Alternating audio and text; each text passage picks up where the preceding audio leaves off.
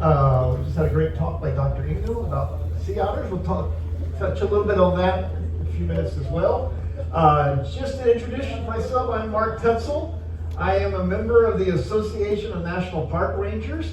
The Association of National Park Rangers, or ANPR, is a group of rangers and other NPS professionals that come together in an organization to help prosper the profession of rangering around the world, and also to support the mission and goals of the National Park Service here in the United States, as well as providing educational opportunities for both folks in the ANPR and for others outside of our organization. And so that's why I'm here today. The Association of National Park Rangers created an agreement with Royal Caribbean a few years ago to put members on board ships like this to talk, to provide talks as we go through Alaska about certain things. And we're here today to learn a little bit more about that. About me, I am a recently retired park ranger, Park Service employee. I stopped working in April, and yesterday was my official retirement date. So it's pretty unusual for me to say. I started work for the National Park Service in 1989 at San Antonio Mission's National Historical Park. I am a native of San Antonio, Texas, and sometimes people say, what is a Texan doing here in Alaska talking about Alaska? Because there's a little bit of competition between the two biggest states. And I used to always say that if Alaska were to melt, Texas would be the biggest state again. That's probably not the case, but yes, that's where we are. My first half of my career, I worked in Texas, but second half of the career, I got into training and moved around the Park Service on a temporary basis, always stationed in San Antonio. So I visited almost 240 of the 430 national park units. Most of those were for works, and a lot of them were up here in Alaska, and we're having troubles with the video. Let's see.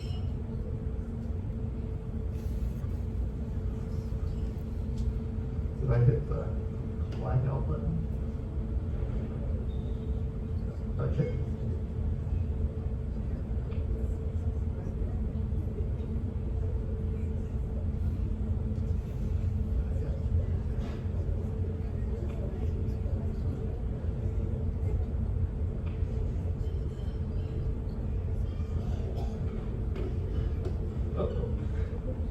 Oh, there we go. Okay, let me restart it. There we go. All right, we're back up. So that's a little bit about me. Some of you may have seen me yesterday. We talked about the Alaska National Interest Lands Conservation Act. My theory is that's why we're here today. Alaska has 3 gold rushes, so to speak, and now listening to Dr. Ingham before, 4 with the otter trade before gold was actually discovered.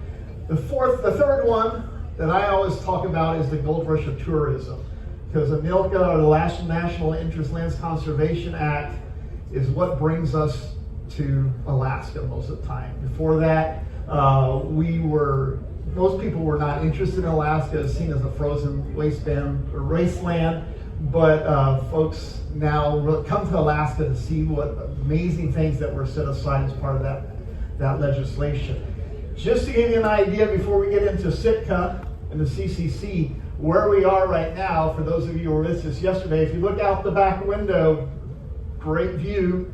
Over here on our right, or the starboard side of the ship, is the mainland. And on the left is Admiralty Island.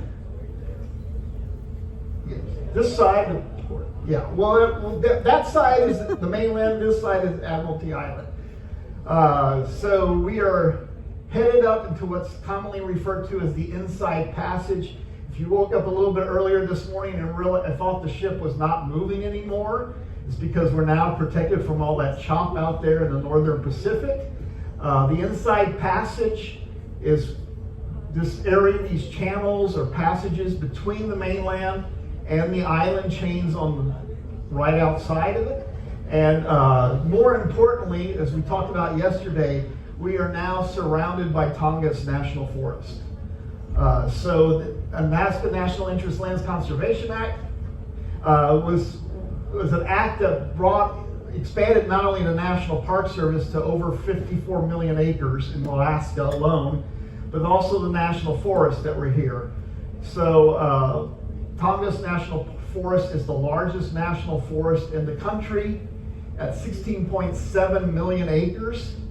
And it has 2 national monuments that the Forest Service administers. Admiralty Island right there is one of those national monuments. So you're in a really cool place. Tongass National Forest is also the largest intact temperate rainforest in the world. So we're in a rainforest right now. We will be doing that our entire time in Alaska. As we sail through Alaska the next 3 days or so, we will be in the Tongass National Forest. That's not Tongass National Forest, but we'll get it back up. You see what? Oops. Hold on just a minute. Let me restart here.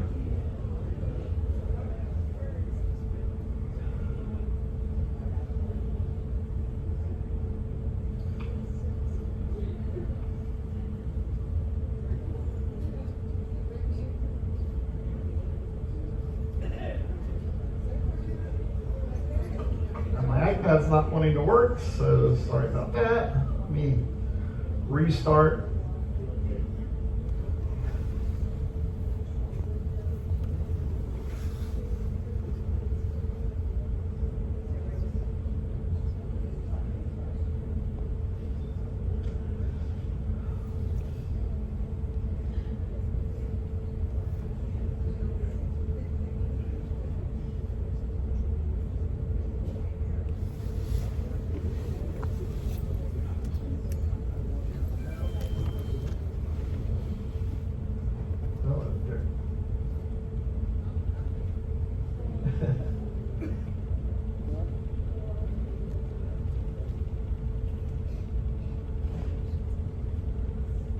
All right, I think this should do it. All right, there we go. Yeah. So, our topic today is the CCC at Sitka. We will be in Sitka the day after tomorrow. It's our 3rd port. Sitka, Alaska is a really, like Dr. England said before, one of his favorite places to go. I got other favorites in Alaska, but it's a beautiful town. But we want to talk a little bit about the Civilian Conservation Corps' role here in Sitka as we get there. Also a little bit about the park that's there, Sitka National Historical Park, and the influence of the Tlingit people and the Russians that were there. So there's a lot of mixture of stories in Sitka as we go through. So start off with, let's talk about the CCC. For those of you who are not born and raised in the United States, gone through history classes in the U.S., the CCC was part of Franklin Roosevelt's New Deal. We call it oftentimes the alphabet soup. It was a way of trying to get the country out of the Great Depression. And so CCC was one of numerous agencies, all with 3 or 4 little acronyms like the WPA, the PWA, CCC. All of those were put together to help bring people to work, to accomplish things, get the economy back going. Roosevelt actually started this before he became president. He was the governor of New York. He started a program very similar to it in New York to help bring people back to work. When he became president, he almost immediately set forth a proclamation to create the New Deal, to create agencies like the CCC, and then soon after that, he worked with Congress to put it into legislation. So we have the Emergency Conservation Work Act of 1933 that creates not only the CCC, the Civilian Conservation Corps, but a whole bunch of other agencies. The CCC was basically a young man's opportunity to work. They would recruit young men, bring them into units of CCC, send them into areas that public works could be accomplished, mainly in the outdoor settings. There were other agencies that did like infrastructure, like buildings, and like the Riverwalk in San Antonio was a WPA, Works Progress Administration project. CCC was mostly for parks and outdoor recreation type things. So they would recruit them, provide them with income. They would be housed, fed, so that income could be sent, most of it was sent back home as a way to sort of gear up the economy and get stuff accomplished and put people to work. That was one of the biggest problems with this, the Great Depression. There we go. So in the lower 48, like I said, a lot of infrastructure was going on. And besides that, there was things like firefighting, fire abatement to make sure that areas that were prone to fire would not burn as often. There was also a lot of fire restoration. So here you see a crew of CCC firefighters in Boise National Forest in Idaho. So firefighting was part of that. But the big thing that happened with the CCC was infrastructure and parks. This is the CCC camp in the Chisos Mountains at Big Bend, one of my favorite parks. And folks were brought in there, young men were brought in there, put into a camp, like a military setting. You had barracks, housing up to 50 of the crew at a time. You had a mess hall, you had a dispensary for medication, a clinic, administrative type things. So it became a small little army post almost, way out in the middle of the wilderness. And from here they would do all sorts of projects. They would build trails, they would build small buildings, things like that. They would build roads. And in Big Bend, they built the road up into the Chisos Basin, which is a really beautiful route to go to out in West Texas. And that road itself was not very well engineered. Most of the projects that the CCC did was engineered on the fly. So they basically started, this is a great example of that, with the Chisos Basin Road, they basically started with a bulldozer or whatever tools they had, and start plowing the road up into the mountains. It worked. You know, all the engineering we put in roads today, there's a lot more infrastructure involved in like highway interchanges, things like that. But this case, the Chisos Basin Road still exists today, and this was just back in February as we were headed up into the Chisos Mountains. It's a beautiful drive, like I said, follows the original route going up into the mountains there.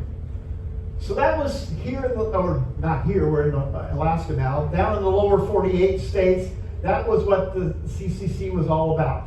And Hawaii was very much the same way. If you ever go to Hawaii, to Haleakala National Park, the visitor center on the rim there was built by the CCC, roads and trails. Alaska was quite a bit different though. This is a CCC camp in Denali, and in places like Denali that were already established national parks, the CCC did some of that traditional trail making, road building, things like that. But Alaska, really, the CCC started to focus more on cultural type projects. One of them at Denali, which is one of my favorites, is the construction of the dog kennels at Denali. The CCC set forth in the headquarters area right at the entrance to Denali. They built a set of dog kennels for the park to use.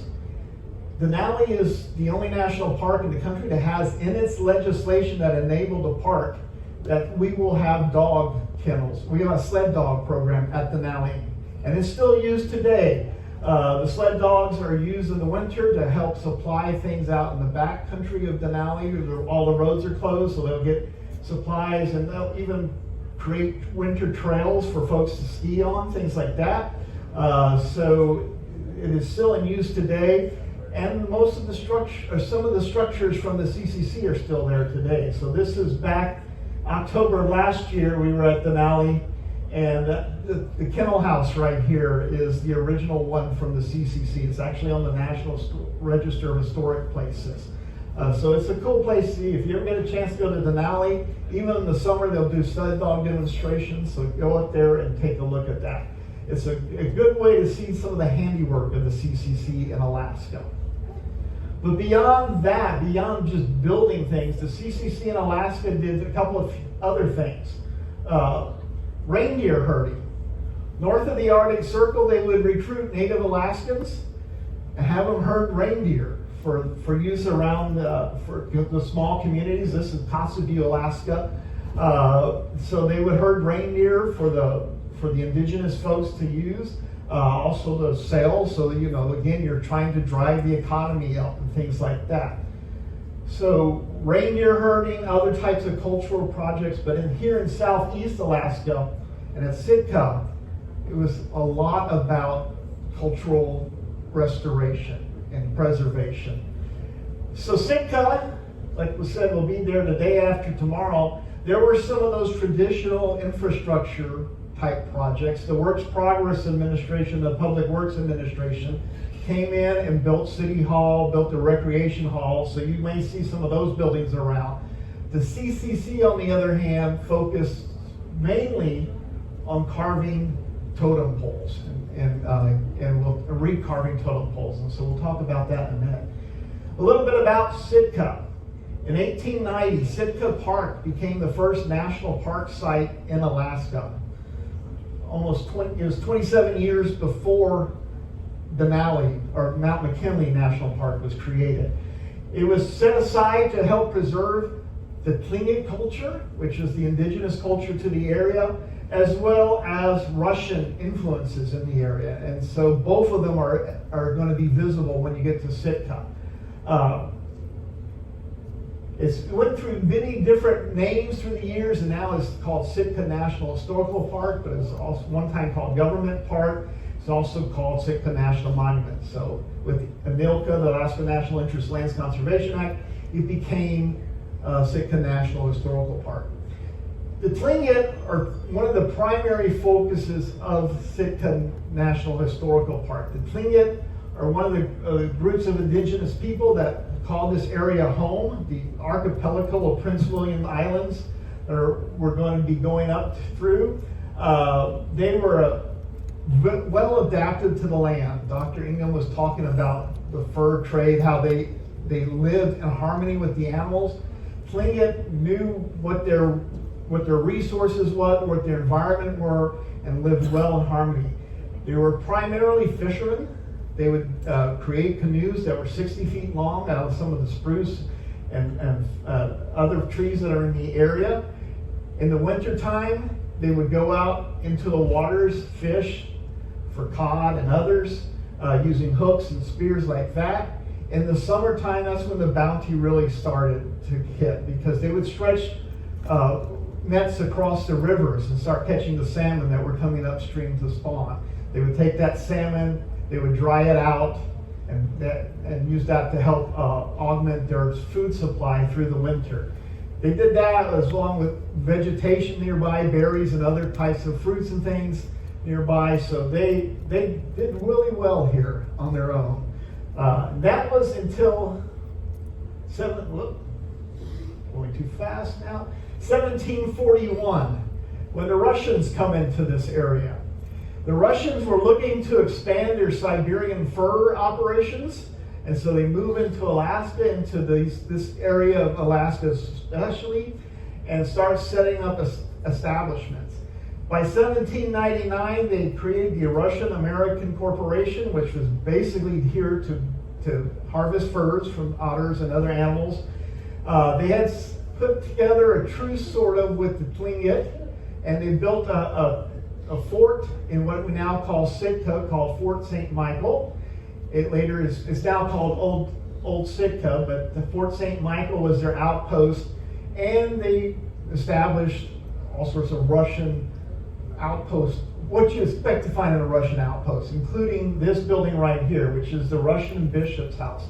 The bishop of the Russian Orthodox Church set up headquarters in Sitka for this area. The house still stands. It's there in Sitka National Historical Park. And you can go inside most days. I think it's going to be open the day we're there. There's the chapel that the bishop had, as well as other things. So the Russians become well established in Sitka by 1799. If you're looking for something to do when we arrive in Sitka, the National Park Service app, you can download it by scanning that QR code if it stays up long enough.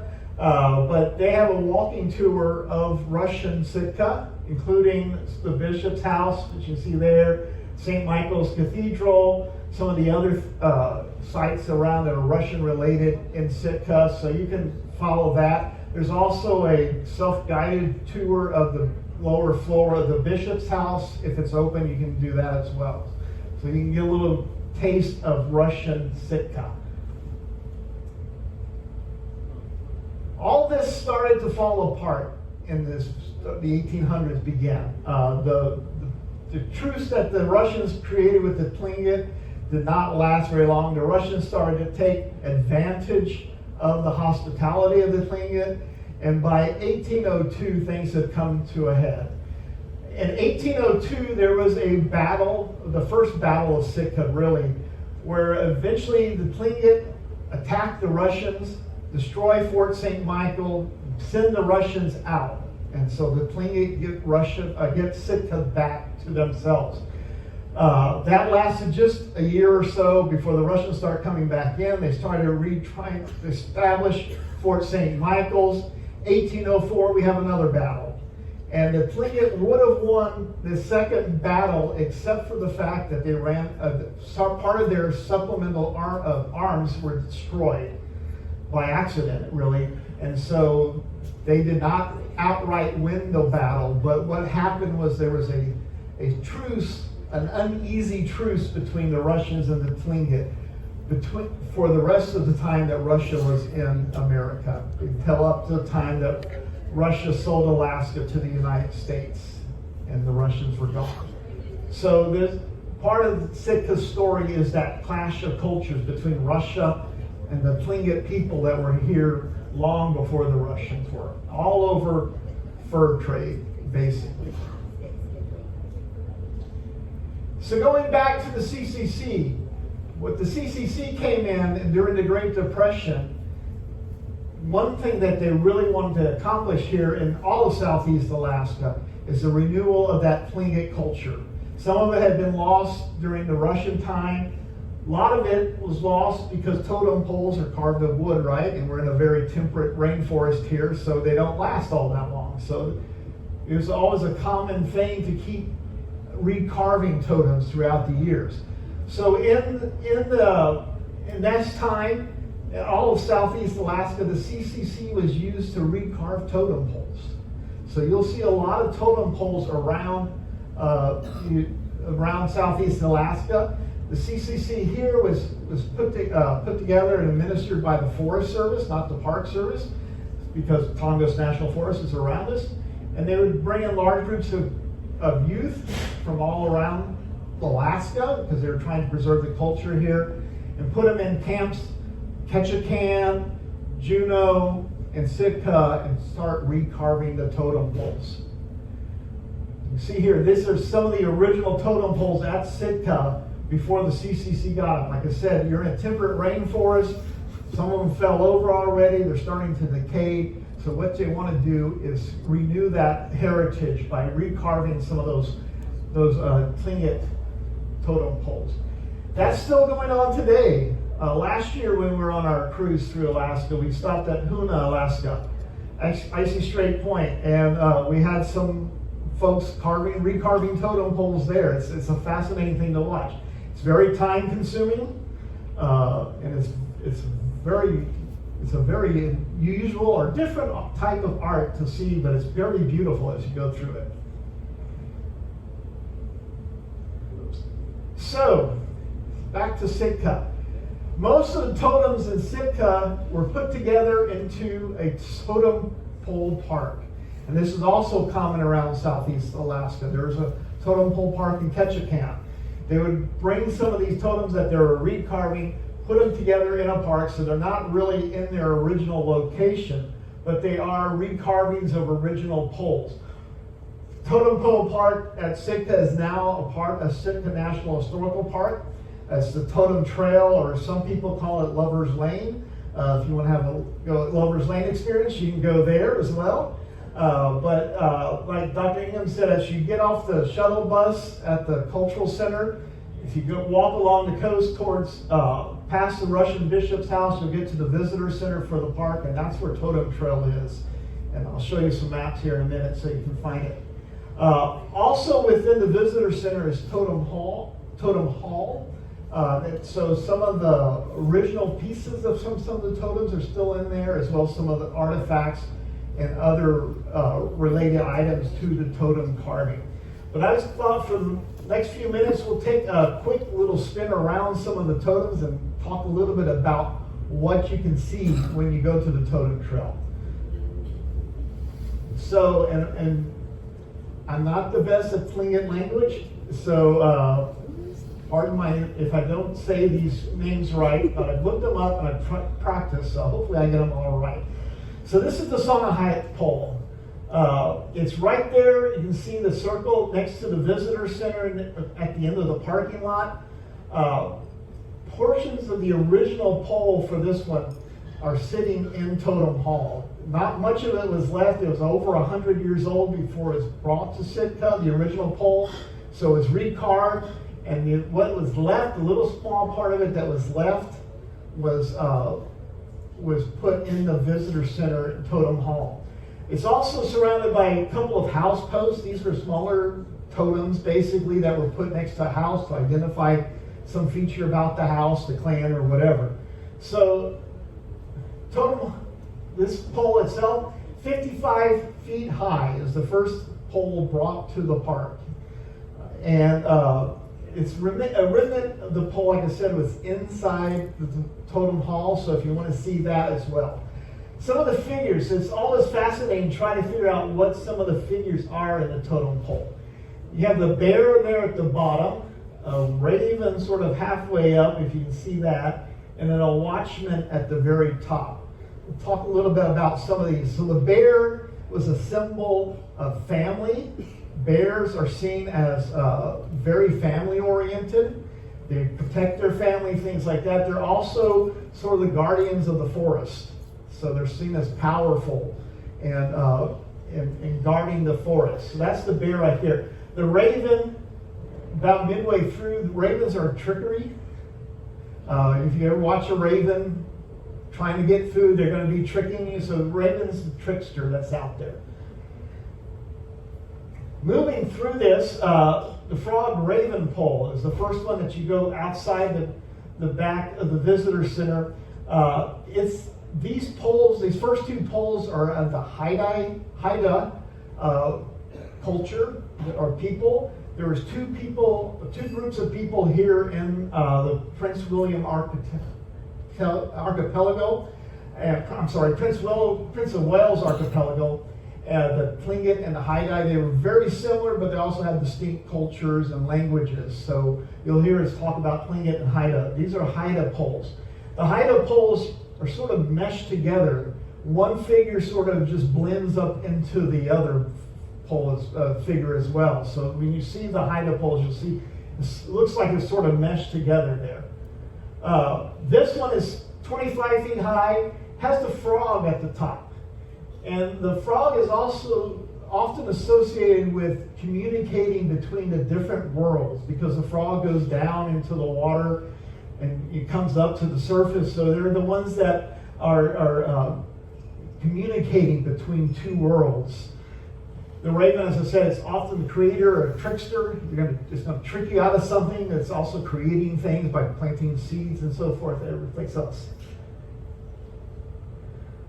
The Yagas crest corner pole. This is an example of a clan pole, a pole that was put maybe in front of a clan house to identify what clan this house was a part of. And these poles, again, this is a Haida's pole, is sort of, you can see meshed together, but it's 23 feet tall. It serves as a corner pole of the clan house. You see sometimes the clan houses will have two corner poles. They would be very adorned very elaborately, and so they will identify who that is. Up at the top, we've already talked about bears and ravens. There's even a raven in human form, but at the top we have a watchman. So a lot of times in these, we're talking about protection. They would carve a village watchman or another human figure at the top to watch over and protect the clan as they're going through. The wolf pole, now we're getting into a tlingit pole, and you can sort of see that it's a little bit more spread out. It's a little hard from this picture, and not as quite as colorful, but in this case, the figures are more distinct, so they're not blending together. That's a little bit of a difference between the tlingit and the Haida culture. The wolf pole itself, of course, has a wolf in it.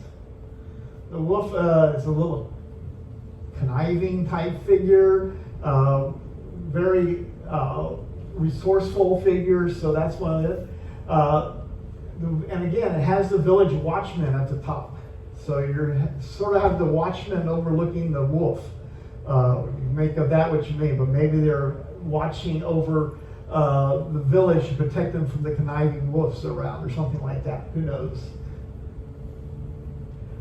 The raven shark pole, and you can see they're going along the shoreline of Sitka Sound here in the park right now. This one, again, the Tlingit culture, the shark signifies clan lineage, but also the sharks are seen as very resourceful. They go down into the deeps of the water, so they are otherworldly type figures as well. They are very well adapted to their environment, and so the Tlingit people, the Haida people, would sort of relate to the sharks because they feel like them. They help them get into the otherworldly of the dark, but they're also very resourceful and know their environment. The original pole is in Totem Hole. The original one was returned to Sitka, like it says, in 2017. So if you want to see the original version of this pole, you can go into Totem Hall and see it there. But this version is out on the trail itself. And then the final pole we want to look at is the Kyalang pole. And that one I always have trouble pronouncing, so don't quote me on that. But you'll see it's right over here. My pointer's not working very well, but at the corner of this little peninsula where the Totem Trail goes, it's in the middle of, and I won't even try to pronounce the fort name, but this was the Tlingit fort during the battle of it. So this pole itself holds a lot of significance because it is in that Tlingit fort. Again, the Tlingit fort was down here. You don't see it on the map, but up beyond the Russian bishop's house was where the Russian fort, St. Michael, was. So you can, this is where the two forces were sort of stationed during the battles. The Tlingit fort was made, most of the forts were made of wood, so it's not survived, but it did survive the battle. The Tlingit did very well against the Russians throughout all this. This pole itself is very important to the people, the Tlingit people, because it is their victory pole. It commemorates the victory, it says 2804, I should have said 1804, 1904. I don't know where I got that from. I'll have to fix that. So it is symbolic of resistance and victory. And in fact, it's got that eagle at top of it there. It's sort of a spread-winged eagle up there. You got the bear at the bottom for protection. The eagle's going to be a sign of victory. I mean, even today we use eagles as a sign of strength and victory and things like that. So this is very significant to the Tlingit people today. It's carved to commemorate that victory over the Russians, and it sits right in the middle of what was the fort, the Tlingit fort at the time. So if you get a chance to get out there, it's a cool place to see. So again, seeing the totems, the trail through it is very easy. It's a beautiful trail, wooded area. You can see out across Sitka Sound. So definitely, if you get a chance, take a walk through the Totem Trail at Sitka National Historical Park. And again, as you start the trail, you're right at the visitor center. Step in there or come back through there at the end, and you'll see Totem Hall where that original pole was. Some pieces of the other poles were located, and there's also some artifacts and some probably won't be demonstrations right now, but sometimes they will tell you about carving of the poles and things like that. CCC's legacy is all on display in that area of Sitka. So you can see how they took young men who were needing work, needing to gear up the economy, put them to work to preserve the story of the Tlingit and the Haida here in Southeast Alaska at Sitka National Historical Park. So we're not working at all. There we go. There we go. So again, I'll put this map up. When we get to port in Sitka, we're actually not going to be where they show that ship. We'll be further out of town, so you'll have to take the shuttle in to town. They will drop you off where it says the Heritage Centennial Hall, which is almost across the street from the Russian bishop's house. So if you want to see the Russian bishop's house, you will almost see it when you get off the bus. If you're interested in Russian Sitka, to the left there, you'll see St. Michael's Cathedral, the Pioneer Home, some of the site of the Russian blockades and so forth, the Russian cemetery. And like I said, there on the MPS app, there is a short walking tour of those areas. On the right side, as you get off and facing the Russian bishop's house, you'll see the main section of Sitka National Historical Park. And that's a great walk through the forest to see the totems. And also the visitor center is located over there. There's some else, you can cross over the Indian River. If there's any more salmon going upstream, that's a great place to see the salmon going upstream, but probably not happening right now. And again, all those little red dots are the many totems that are located along Sitka Totem Trail. So with that, we're almost to Juneau, so I'm ready to get off and go explore, but I'll take any questions you might have. Thanks for joining us today. There's the QR code for the NPS app. If you haven't gotten that yet, you can download it so you'll have it for Sitka. And also I put some more additional notes on a web page from this lecture, so and the other lectures I'll be doing, so you can scan that QR code if it works, and you can view through those. But I would be happy to take any questions. Yes?